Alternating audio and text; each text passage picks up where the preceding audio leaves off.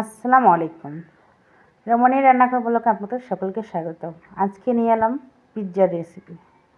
ঘরে বসেই আমরা রেস্টুরেন্ট স্টাইলে পিৎজা তৈরি করে বাচ্চাদের দিতে পারি। আজকের রেসিপিটি একদমই ঘরোয়াভাবে। এই পিৎজার রেসিপিটি আশা করি আপনাদের ভালো লাগবে। পিৎজা ছোট বড় সকলেরই খুবই পছন্দের একটা রেসিপি। তো দেরি না করে চলুন ভিডিওটি শুরু করি। এখানে প্রথমে আমি নিয়ে নিব ময়দা। আপনারা চাইলে আটা ব্যবহার করতে পারেন। আমি 2 কাপ পরিমাণের ময়দা নিয়ে নিলাম। এখন একে একে সমস্ত উপকরণ এখানে আমি মিশিয়ে দিব। আর অল্প উপকরণ দিয়েই খুব সুন্দরভাবে আজকে পিৎজাটা আমি তৈরি করব। এখানে দিয়ে দিলাম 1 চামচ পরিমাণ ইস্ট, দুই চামচ আটার জন্য 1 চামচ ইস্ট, মানে 2 কাপ আটা 1 চামচ ইস্ট দিয়ে দিলাম। অল্প একটু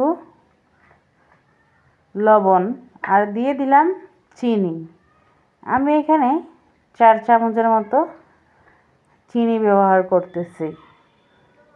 আপনারা চাইলে বাড়িয়ে বা কমিয়েও দিতে পারেন। আর এখানে হাফ চামচেরও একটু কম বেকিং পাউডার দিয়েছিলাম।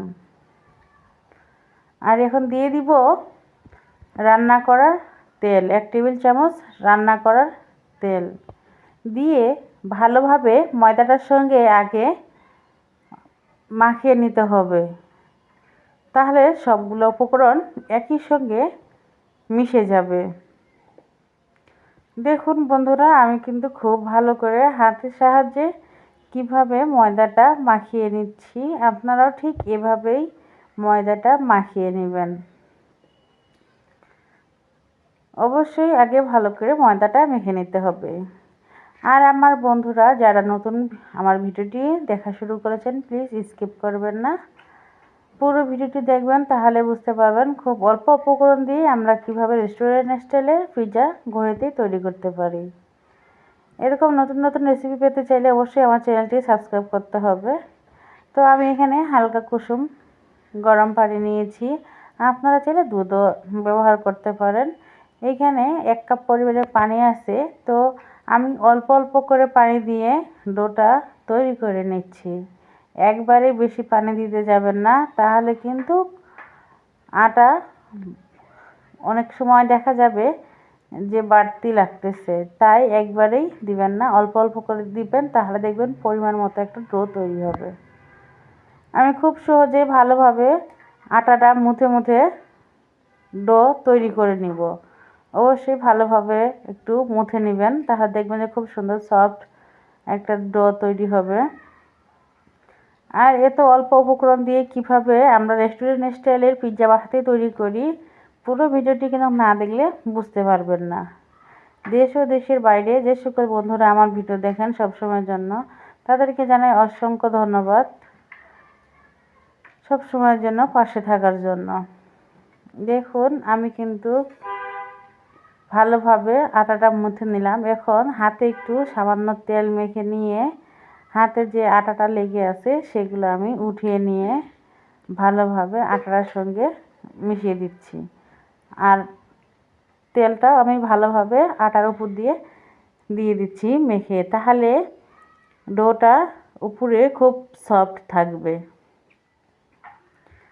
দেখুন আমার কিন্তু ডোটা হয়ে গেছে। এখন আমি ঢাকিয়ে রেখে দিব 1 ঘন্টার জন্য। এই পিৎজাটা ডো যত ঢাকিয়ে রাখবেন তত কিন্তু ভালো। এদিকে আমি সমস্ত উপকরণ তৈরি করে নেব। এখানে দিয়ে দিচ্ছি চিকেনের বুকের মাংস নিয়েছিলাম 1 ফালি, তো সেটা আমি কুচি কুচি করে কেটে নিয়েছি। এখানে রসুন বাটা, আদা বাটা, আবার এখানে দিয়ে দিলাম পেঁয়াজ বাটা, দিয়ে দিয়েছি কাঠবাদাম আর কাজু বাদাম বাটা, আর এখানে দিয়ে দিলাম চাট মশলা, মরিচের গুঁড়ো, হলুদের গুঁড়ো, ধনিয়ার গুঁড়ো, গোলমরিচ গুঁড়ো, আর দিয়ে দিয়েছি স্পেশালভাবে যে ঘরের মধ্যে আমি সমস্ত মশলা দিয়ে বানাই সেই মশলাটা। আর এখন দিয়ে দিলাম লেবু। দেওয়ার পরে আমি ভালোভাবে মাখিয়ে নিব। অবশ্যই ভালো করে মেখে নিতে হবে যেন সমস্ত কিছু একসঙ্গে মিশে যায়। দেখুন আমি কতটা চিকন চিকন করে কেটে নিয়েছি, দেখে বুঝতে পেরেছেন। আমি কিন্তু সবগুলোই এভাবে কেটে নিয়েছি।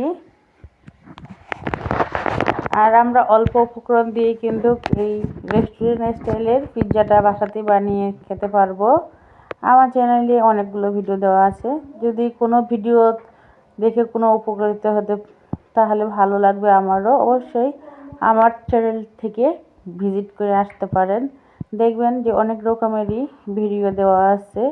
কোথাও কোনো অংশ যদি ভালো লেগে থাকে তাহলে অবশ্যই আমার চ্যানেলটি কিন্তু সাবস্ক্রাইব করতে ভুলবেন না।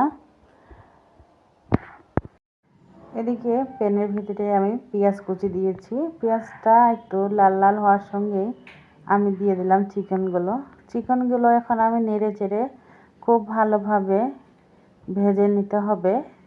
অবশ্যই ভালো করে ভেজে নেবেন যেন কোনো রকমেরই গন্ধ না থাকে। চিকেনটা যদি ভালো করে ভেজে নেওয়া হয় তাহলে পিৎজার স্বাদটা কিন্তু দারুণ হবে। তো এইখানে আমি 1 চামচ কর্নফ্লাওয়ার দিয়েছিলাম, আপনারা চাইলে স্কিপ করতে পারেন। কর্নফ্লাওয়ার দিলে আমার কাছে মনে হয় একটু ভালো লাগে, তো আপনারা চাইলে স্কিপ করতে পারেন। তো দেখুন বন্ধুরা, ভাজা কিন্তু কমপ্লিট হয়ে গেছে। তো এদিকে আমার ময়দাটাও কতটা ফুলে গেছে দেখে বুঝতে পেরেছেন।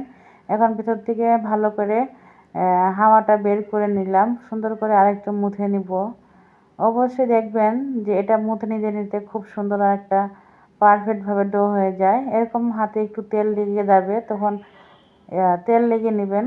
যদি ময়দাটা হাতে লেগে যায় তাহলে একটু তেল লাগিয়ে পিৎজার শেপটা দিয়ে নেবেন। দেখুন আমি কিন্তু পিৎজার শেপটা বানিয়ে নিচ্ছি কিভাবে।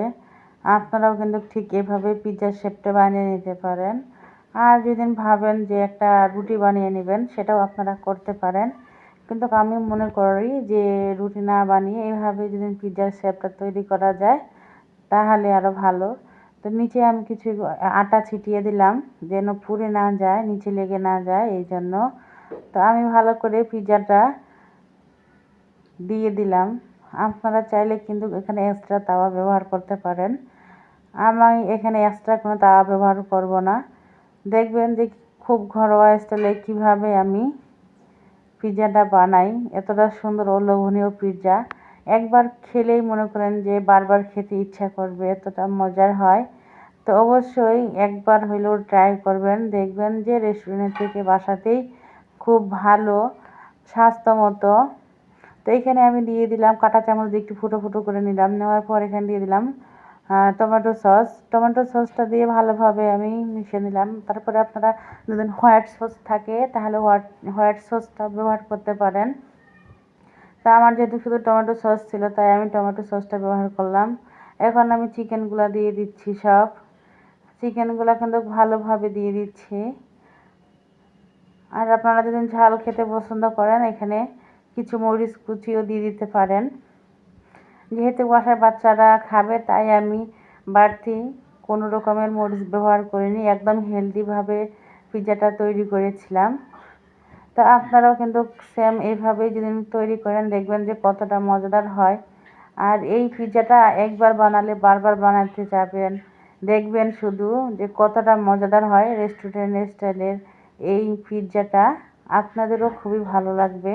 এখানে আমি কিছু পেঁয়াজ কেটে রেখে দিয়েছি, আপনারা চাইলে এখানে ক্যাপসিকাম টমেটো ব্যবহার করতে পারেন। আমি এখানে অন্য কোনো কিছুই ব্যবহার করব না, সিম্পলভাবেই তৈরি করতেছি, দেখবেন যে কতটা লোভনীয় হয়। উপর দিয়ে দিয়ে দিলাম আমি চিজ, এখানে মজলা চিজ দিয়ে দিয়েছি। দেখুন পিৎজাটা কিন্তু হয়ে গেছে। আমি এখন পিৎজাটা নামিয়ে নিলাম। কতটা সুন্দরভাবে পিৎজাটা তৈরি হয়েছে বন্ধুরা। এখন আমি পিৎজাটা আপনাদের মাঝে তুলে ধরব যে কতটা সুন্দরভাবে পিৎজাটা হয়ে গেছে। দেখুন আমি এখন পিস পিস করে ভাগ ভাগ করে কেটে নিচ্ছি। আমার পরিবারে যতজন সদস্য ঠিক সেই অনুযায়ী কেটে নিচ্ছি।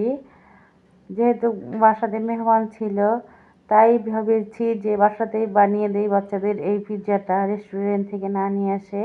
তবে সত্যি বলতেছি খুবই সুন্দর হয়েছিল এই পিৎজাটা। তো আপনারাও একবার হলেও বানিয়ে দেখুন যে কেমন হয়। তো যাই হোক, কথা বলতে বলতে শেষ পর্যায়ে চলে এসেছি আমার প্রিয় বন্ধুরা।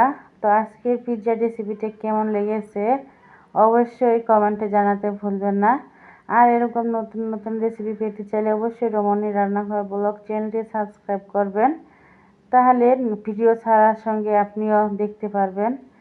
আর যদি নোটিফিকেশন অন করেন তাহলে আমার ভিডিও ছাড়ার সঙ্গে সঙ্গে আপনার কাছে নোটিফিকেশন চলে যাবে, তাহলে আপনিও দেখতে পারবেন।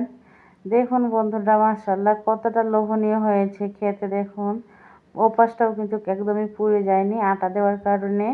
আপনারাও ঠিক যদি সেম প্রসেস অনুযায়ী বানান, দেখবেন যে কতটা মজাদার হয়। এত সফট নরম জুসি একটা পিৎজা রেসিপি। আজকে এই পর্যন্তই। সবাই ভালো থাকবেন, সুস্থ থাকবেন। আল্লাহ হাফেজ, আসসালামু আলাইকুম। Thanks for watching everyone.